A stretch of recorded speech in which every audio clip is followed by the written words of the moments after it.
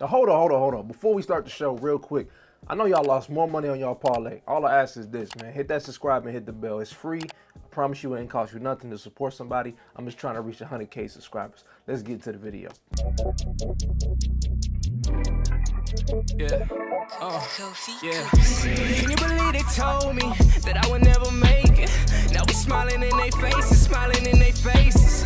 Alright guys, so we got a new video. If y'all new to the channel, hit that subscribe and hit the bell.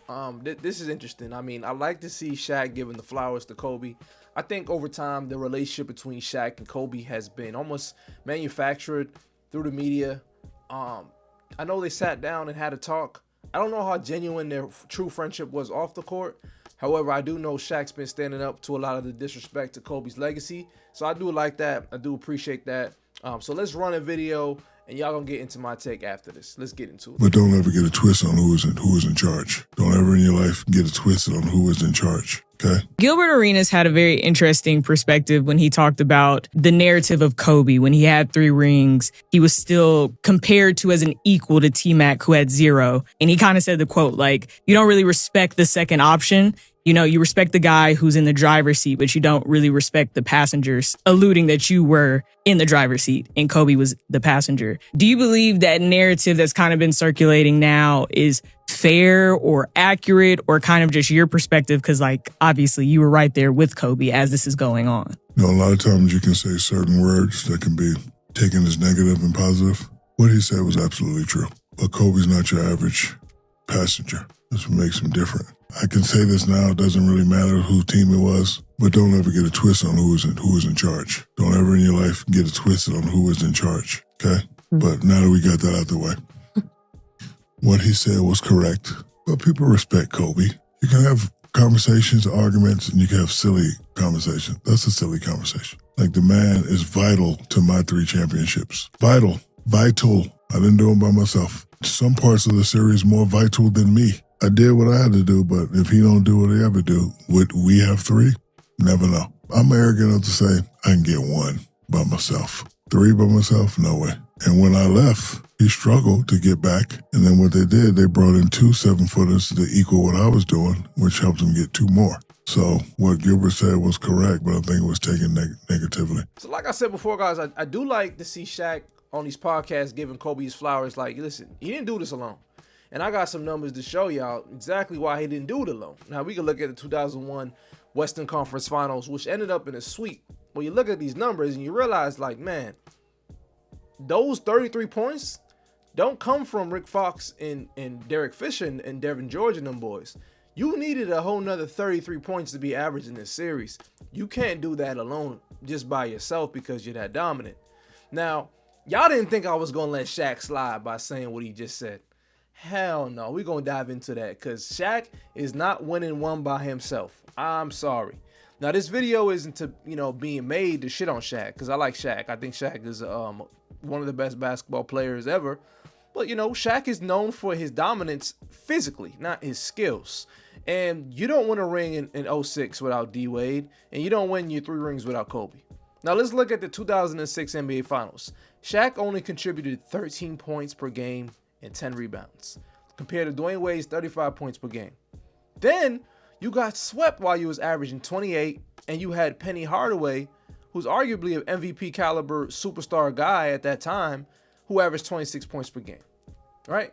So if we're being for real, I doubt Shaq with no all-star / co-star gets to the promised land. And I'm not gonna, like I said, this video ain't the crap on Shaq. I mean, he obviously already said, me being confident and overly cocky, I think I win one by myself, right? So that's what he means. But here's the thing, when you're, teams can dial in on you because you're physically gifted, but not skills. You don't have those intangible skills like shooting and post moves that are, he had good post moves, but like we can essentially eliminate you by throwing 3 guys at you. Even though it was hard to do, we can do a hack a Shaq. We can stop you there. The teams in the 2000s were loading up their bench with big guys who were just big and dumb.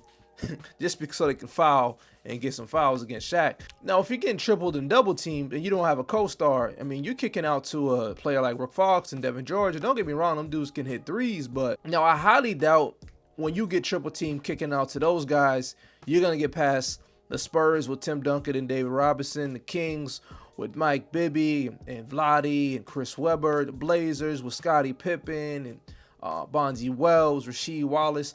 You know, those Western Conference teams, those were juggernaut teams. Everybody knows in those times, man, the Western Conference was essentially the NBA Finals. We weren't checking. We know New Jersey and Philly couldn't handle them, man. We knew the Pacers couldn't handle them, man. Everybody knows that. The Western Conference Finals was essentially the two best teams in the NBA. You don't make it past those conference finals without games from Kobe and key role players on these Lakers teams. Now, like I said, this is not to crap on Shaq. I got love for Shaq. I think Shaq is, like I said, he's one of my favorite players that I watched growing up. One of the most, if not the most dominant next to Will Chamberlain when it comes to this game. But yeah, I just couldn't let you get away with that, Big Diesel. Much love to you, but yeah, I don't think you can do one without yourself. But like I said, I do like to see players that play with Kobe speak up because of what's been going on in this climate of the media that's been attacking them, and these, you know, these clowns, you know, that just want to either, like I said, either get clicks or they maybe really just feel that way. I think a lot of times we don't know how real relationships are. Like when we watch basketball, when we see players are friends, like even like the Banana Boat crew, like Chris Paul, D-Wade, LeBron, and Melo, we don't know how they're really close. I mean, I know from what I've seen, it looks like Chris Paul and Melo are really close. I believe Melo is the godfather. I know J.R. Smith's the godfather of one of Melo's kids. So they probably do have a close relationship, but I don't know if all of them have a really close relationship and what that entails. So when we see things like this, we don't necessarily know, you know, what exactly was going on. So that's all I really got to say, man. What you guys think? You guys think NBA players that seem to be cool off the court, how real do you think those relationships are? And do you agree that Shaq could win one without a co-star, knowing he has the disadvantage of not being able to shoot? Leave me your comments down below. I'm really interested to see what you guys think about this one. But yeah, like I said, quick video today, guys. If you're new to the channel, hit that button. You know what that button means, right? Subscribe and hit the bell so you get notified when I make a new video. Thank y'all for watching. I appreciate the love and support. Let me see you guys on the next video. Peace.